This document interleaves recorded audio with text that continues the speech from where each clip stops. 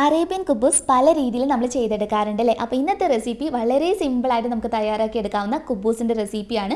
അപ്പോൾ ഇത് നിങ്ങൾ ഷവർമ ഉണ്ടാക്കിയെടുക്കുന്ന സമയത്തും അതുപോലെ തന്നെ നിങ്ങൾ റോളായിട്ട് ചെയ്യുമ്പോഴും അൽഫാം ചിക്കൻ്റെ കൂടെയൊക്കെ സെർവ് ചെയ്യാൻ നല്ല അടിപൊളിയായിട്ടുള്ളതാണ്. അപ്പോൾ ഇന്നത്തെ റെസിപ്പി ഇഷ്ടപ്പെടുവാണെങ്കിൽ ലൈക്ക് ചെയ്യുക. ചാനൽ ആരെങ്കിലും പുതിയതായിട്ട് കാണുവാണെങ്കിൽ ഒന്ന് സബ്സ്ക്രൈബ് ചെയ്തിട്ട് ആ ബെല്ലൈക്കണിൽ കൂടി ക്ലിക്ക് ചെയ്യുക കേട്ടോ. അപ്പോൾ പെട്ടെന്ന് തന്നെ ഇതെങ്ങനെയാണ് വീട്ടിൽ തയ്യാറാക്കി എടുക്കുന്നതെന്നുള്ളത് നോക്കാം അല്ലേ. ആദ്യമേ തന്നെ ഒരു ബൗളിനകത്തോട്ട് 1/2 ടീസ്പൂൺ ഈസ്റ്റാണ് ചേർത്ത് കൊടുക്കുന്നത്. ഇതിൻ്റെ കൂടെ തന്നെ അതേ 1/2 ടീസ്പൂൺ അളവിൽ തന്നെ പഞ്ചസാര ചേർത്ത് കൊടുക്കാം. ഇനി വളരെ കുറച്ച് മാത്രം ചെറു ചൂടുള്ള വെള്ളം ഒഴിച്ചു കൊടുത്തിട്ട് ഇത് നമ്മളൊന്ന് മിക്സ് ചെയ്തെടുക്കുകയാണ് വേണ്ടത്. അപ്പോൾ നിങ്ങളുടെ കയ്യിൽ ഇൻസ്റ്റൻറ്റ് ഈസ്റ്റ് ഉണ്ടെങ്കിൽ നിങ്ങൾ മാവ് കുഴക്കുന്ന സമയത്ത് ഡയറക്റ്റായിട്ട് അങ്ങ് ചേർത്ത് കൊടുത്താൽ മതി. അതല്ലെങ്കിൽ ഇതുപോലെ ഒന്ന് മിക്സ് ചെയ്ത് യോജിപ്പിച്ചെടുത്തതിന് ശേഷം ഒരു 10 മിനിറ്റ് റെസ്റ്റ് ചെയ്യാൻ വേണ്ടിയിട്ട് വെക്കണം. ഇതിൽ പ്രധാനമായിട്ട് ശ്രദ്ധിക്കാനുള്ള കാര്യം ഈസ്റ്റിൻ്റെ അളവ് ഒരിക്കലും കൂടുതൽ ഉപയോഗിക്കരുത്. വളരെ കുറഞ്ഞ ഈസ്റ്റ് വേണം ചെയ്തെടുക്കാൻ. അതല്ലെങ്കിൽ കുബൂസിന് ഈസ്റ്റിൻ്റെ ടേസ്റ്റ് മുന്നിട്ട് നിൽക്കും. അപ്പോൾ ഇത് 10 മിനിറ്റ് റെസ്റ്റ് ചെയ്യാൻ വെക്കാം. അപ്പോൾ 10 മിനിറ്റിന് ശേഷം ഒരു ബൗളിനകത്തോട്ടേക്ക് ഞാനിപ്പോൾ 1.5 കപ്പ് അളവിൽ മൈദയാണ് ചേർത്ത് കൊടുക്കുന്നത്. ഈ മൈദക്ക് പകരം അതായത് കുബൂസ് തയ്യാറാക്കി എടുക്കുന്ന സമയത്ത് ഒന്നുകിൽ നിങ്ങൾക്ക് ഇതുപോലെ മുഴുവനായിട്ട് മൈദയിൽ ചെയ്യാം. അതല്ലെങ്കിൽ 1 കപ്പ് മൈദയും 1/2 കപ്പ് ഗോതമ്പ് പൊടിയും ഇല്ല കണക്കിൽ ചെയ്യാം. അതും അല്ലെങ്കിൽ നിങ്ങൾക്ക് ഗോതമ്പ് പൊടിയിലാണ് ഇഷ്ടമെങ്കിൽ മുഴുവനായിട്ട് ഗോതമ്പ് പൊടി വെച്ചിട്ടും ഈ ഒരു റെസിപ്പി ചെയ്തെടുക്കാവുന്നതാണ്. അപ്പോൾ അത് നിങ്ങളുടെ ഇഷ്ടത്തിനനുസരിച്ച് ചെയ്തെടുക്കാം കേട്ടോ. ഇനി ഇതുപോലെ നമ്മൾ ഇതിനകത്ത് ബാക്കിയുള്ള ഇൻഗ്രീഡിയൻസ് ചേർക്കണം. അപ്പോൾ 1 ടേബിൾ സ്പൂൺ ഒലീവ് ഓയിലാണ് ഞാൻ ചേർക്കുന്നത്. ഒലീവ് ഓയിൽ ചേർക്കുന്നതാണ് ഒന്നുകൂടി നല്ലത്. ഇനി ഒലീവ് ഓയിൽ കയ്യിലില്ല എന്നാണെങ്കിൽ ഏതെങ്കിലും ഒരു റിഫൈൻഡ് ഓയിൽ ഉപയോഗിക്കാം. ഇതിലോട്ട് 1/2 ടീസ്പൂൺ അളവിൽ ഉപ്പ് ചേർത്ത് കൊടുക്കുന്നുണ്ട്. അതുപോലെ തന്നെ നമ്മളിപ്പോൾ പൊങ്ങാൻ വേണ്ടിയിട്ട് വെച്ചിട്ടുള്ള ഈസ്റ്റ് 10 മിനിറ്റിന് ശേഷമുള്ളതാണ് കേട്ടോ. അപ്പോൾ അതുകൂടി അങ്ങ് ഒഴിച്ചു കൊടുക്കാം. ഇത്രയും ചേർത്ത് കൊടുത്തതിന് ശേഷം ഇതിനകത്തോട്ട് ചെറു ചൂടുള്ള വെള്ളമാണ് ഒഴിക്കുന്നത്. അതല്ലാതെ നമ്മൾ ഇതിനകത്തോട്ടേക്ക് എക്സ്ട്രാ പാലോ അതല്ലെങ്കിൽ റവയോ ഒക്കെ ചേർത്തിട്ട് ചെയ്യാറുണ്ട്. ഞാൻ നേരത്തെ പറഞ്ഞ പോലെ ഗോതമ്പ് പൊടി മിക്സ് ചെയ്ത് ചെയ്യാറുണ്ട്. അപ്പോൾ അങ്ങനെയൊന്നും നമ്മൾ ചെയ്യുന്നില്ല. വളരെ സിമ്പിളായിട്ട് ഇതുപോലെ അങ്ങ് ഒഴിച്ചു കൊടുത്ത് നന്നായിട്ട് അങ്ങ് കുഴച്ചെടുക്കുക.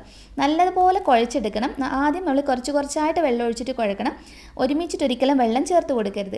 വെള്ളം ഒഴിച്ച് കുഴച്ചിട്ട് ഒന്ന് ജസ്റ്റ് മാവൊക്കെ ഒന്ന് നന്നായിട്ട് പാകമായി വന്നു കഴിഞ്ഞാൽ പിന്നെയാണ് നമ്മളിത് കറക്റ്റായിട്ടൊന്ന് കുഴക്കുന്നത്. ഈ കുഴക്കുന്ന പാകത്തിനാണ് നമ്മുടെ കുബൂസ് നമുക്ക് കറക്റ്റായിട്ട് റെഡിയായി കിട്ടുന്നത്. അപ്പോൾ ഇനി അടുത്തതായിട്ട് നമ്മൾ കാണിക്കുന്ന ഈ ഒരു സ്റ്റെപ്പ് ഒരിക്കലും സ്കിപ്പ് ചെയ്യാതെ നല്ല പെർഫെക്റ്റ് ആയിട്ട് നിങ്ങൾ ചെയ്യുകയാണെങ്കിൽ നല്ല സൂപ്പർ സോഫ്റ്റായിട്ട് നല്ല ടേസ്റ്റ് ആയിട്ടുള്ള കുബൂസ് നമുക്ക് റെഡിയാക്കി എടുക്കാം.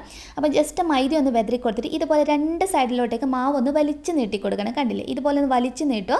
എന്നിട്ട് ഉള്ളിലോട്ടേക്ക് ഇങ്ങനെ നമ്മൾ ഫോൾഡ് ചെയ്യുന്നത് കണക്ക് കണ്ടില്ലേ, ഓരോ തവണ വലിച്ച് നീട്ടിയതിന് ശേഷം ഉള്ളിലോട്ടേക്ക് ഫോൾഡ് ചെയ്ത രീതിയിൽ നമ്മളൊന്ന് കുഴച്ചെടുക്കണം. ഇങ്ങനെ കുഴച്ചെടുക്കുന്നത് അറ്റ്ലീസ്റ്റ് ഒരു 5 മിനിറ്റെങ്കിലും നമ്മൾ കുഴക്കണം. ഒരു 3-4 മിനിറ്റ് കഴിയുമ്പോഴത്തേക്ക് തന്നെ നമ്മുടെ മാവ് നമ്മൾ ആദ്യം ഇങ്ങനെ ഒരു ഒട്ടിപ്പിടിക്കുന്ന പാകത്തിനായിരിക്കും ഉണ്ടാകുക. ഓരോ തവണ നമ്മൾ വലിച്ച് നീട്ടി നമ്മുടെ കൈപ്പത്തി വെച്ചിട്ട് മുന്നിലോട്ടേക്ക് വലിച്ച് നീട്ടി ഉള്ളിലോട്ട് മടക്കി കുഴക്കുമ്പോഴത്തേക്കും നല്ല സൂപ്പർ സോഫ്റ്റായിട്ട് ഇത് വരും നമ്മുടെ മാവ്. അതിനുശേഷം കണ്ടില്ലേ, നന്നായിട്ട് ഒന്നുകൂടി അങ്ങ് റോൾ ചെയ്തെടുക്കുക. ഒന്നുകൂടി കയ്യിൽ വെച്ച് റോൾ ചെയ്യുമ്പോഴത്തേക്കും നല്ല പെർഫെക്റ്റായിട്ട് നല്ല കണ്ടില്ലേ, തൊടുമ്പോൾ നല്ല സോഫ്റ്റായിട്ട് റെഡിയായി കിട്ടിയിട്ടുണ്ട്. ഇനി നമ്മൾ ഈ മാവ് ഒന്ന് പൊങ്ങാൻ വേണ്ടിയിട്ട് വെക്കുകയാണ് വേണ്ടത്. അപ്പോൾ നമ്മൾ ഏതിനകത്താണോ വെക്കുന്നത് ആ ഒരു ബൗളിനകത്ത് ഓയിൽ വെച്ചിട്ട് ഇതുപോലെ ഒന്ന് തടവി കൊടുക്കുക. ഈ ഒരു റെസിപ്പിയിൽ ഒരിക്കലും വെളിച്ചെണ്ണയൊന്നും ഉപയോഗിക്കരുത് കേട്ടോ. അപ്പോൾ ഈ ഒരു മാവിനകത്ത് നമ്മൾ ഓയിൽ ഇതുപോലെ മുകൾ ഭാഗത്ത് ഒന്ന് തടവി കൊടുക്കുക. അതായത് നമ്മുടെ മാവ് ഒരിക്കലും ഡ്രൈ ആയി പോകരുത്. അതിന് വേണ്ടിയിട്ടാണ് നമ്മൾ ഓയിൽ വെച്ച് ഗ്രീസ് ചെയ്തെടുക്കുന്നത്. അപ്പോൾ മുന്നത്തെ റെസിപ്പിയിലൊക്കെ നമ്മളിത് പറഞ്ഞിട്ടുള്ളതാണ്.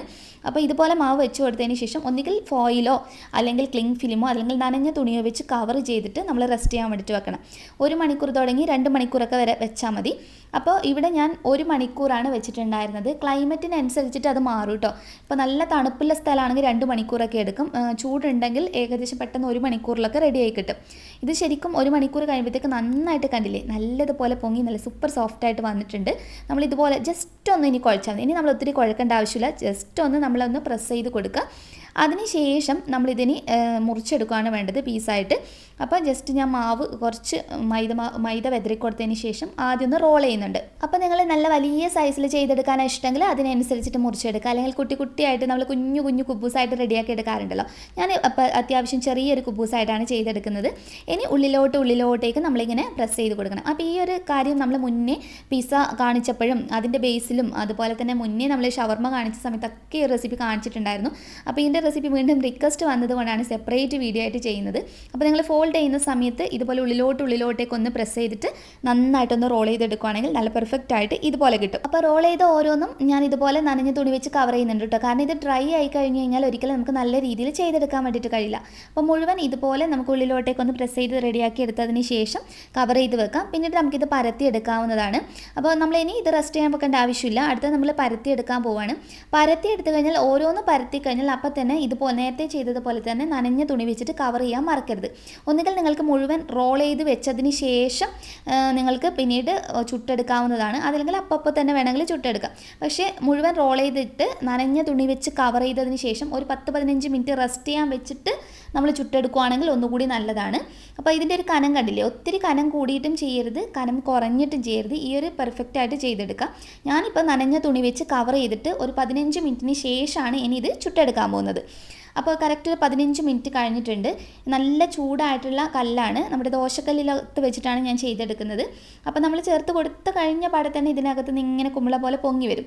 അപ്പോൾ നമ്മളങ്ങ് തിരിച്ചിട്ട് കൊടുത്താൽ മതി. നമ്മൾ പ്രസ് ചെയ്യേണ്ട ആവശ്യമില്ല. ശരിക്കും അല്ലാതെ തന്നെ കണ്ടില്ലേ നന്നായിട്ട് ഇതുപോലെ അങ്ങ് പൊങ്ങി വരും. നിങ്ങൾ മാവ് നല്ല രീതിയിൽ കുഴച്ച് ആ പറഞ്ഞ കാര്യങ്ങളൊക്കെ അതുപോലെ ചെയ്തിട്ടുണ്ടെങ്കിൽ ശരിക്കും നല്ല സൂപ്പർ സോഫ്റ്റായിട്ട് ഇതുപോലെ നമുക്ക് കിട്ടും. പൊങ്ങി വന്നതിന് ശേഷം ഒന്ന് തിരിച്ചിട്ട് കൊടുക്കുക കേട്ടോ. ആ ചെറിയൊരു കളർ ചേഞ്ചൊക്കെ കിട്ടുന്നതിന് വേണ്ടിയിട്ട് ഒന്നങ്ങ് തിരിച്ചിട്ട് കൊടുക്കുക. അപ്പോൾ രണ്ട് സൈഡും നല്ലതുപോലെ കുക്കായിട്ട് നമ്മുടെ കുബൂസ് ഇവിടെ റെഡി ആയിട്ടുണ്ട്. അപ്പോൾ ഇതുപോലെ നമുക്ക് മുഴുവൻ ഒന്ന് റെഡിയാക്കി എടുക്കാം. അപ്പോൾ മുഴുവൻ റെഡിയാക്കി എടുത്തതിന് ശേഷമുള്ളതാണിത്. അപ്പോൾ ഞാൻ ഇതിൻ്റെ പാകം ഒന്ന് കാണിച്ചു തരാം.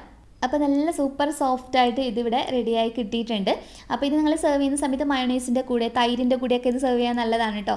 അതല്ലെങ്കിൽ നിങ്ങൾക്ക് പിസ്സ ബേസോ അല്ലെങ്കിൽ ഷവർമ ബേസായിട്ട് ഉപയോഗിക്കാം. ചിക്കൻ റോളായിട്ട് ചെയ്യുമ്പോൾ അതിനകത്ത് വേണമെങ്കിൽ ബേസായിട്ട് ഉപയോഗിക്കാം.